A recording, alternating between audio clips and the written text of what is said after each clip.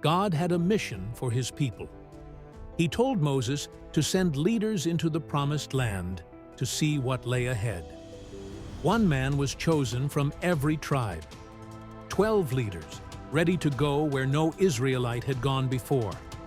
Among them was a young man named Hoshea. That day, Moses gave him a new name, Joshua, a name full of hope and promise. Moses gave them clear instructions. Go through the Negev, climb into the hill country, find out what the land and its people are really like.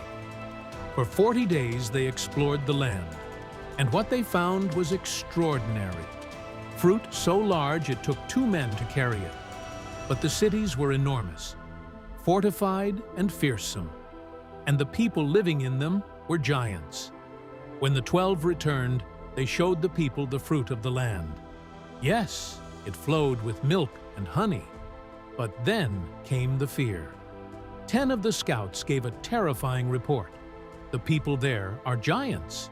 We felt like grasshoppers standing beside them. We cannot win. But Caleb refused to be silent.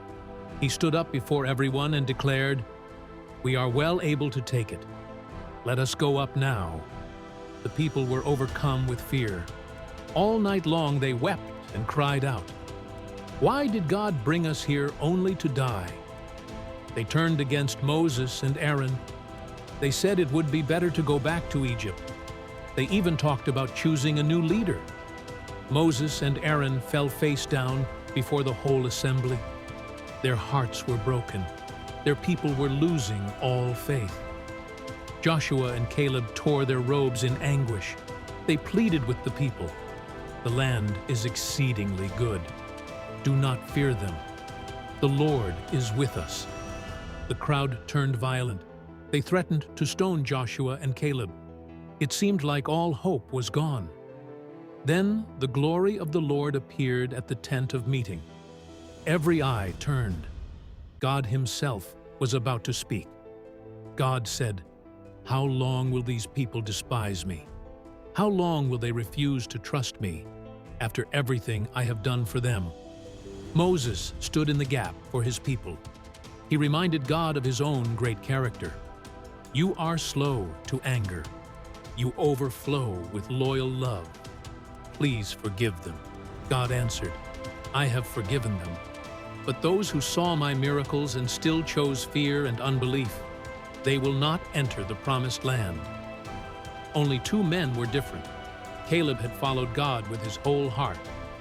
Joshua had stood firm when everyone else fell. They alone would see the promise fulfilled. 40 years. 1 year for every day they doubted. The people would wander the wilderness until a new generation was ready to step into what God had promised.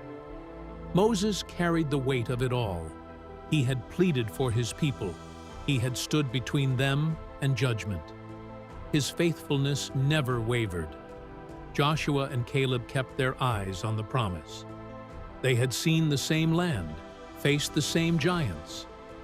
But they chose faith over fear every single time. An entire generation would not see the land, not because God failed them, but because they chose not to believe. God never stopped being faithful. His promises never expired. He was already preparing the next generation to walk in what their parents had refused. Faith that holds on through the wilderness always leads somewhere. For Joshua and Caleb, the promised land was still waiting. And God always keeps his word.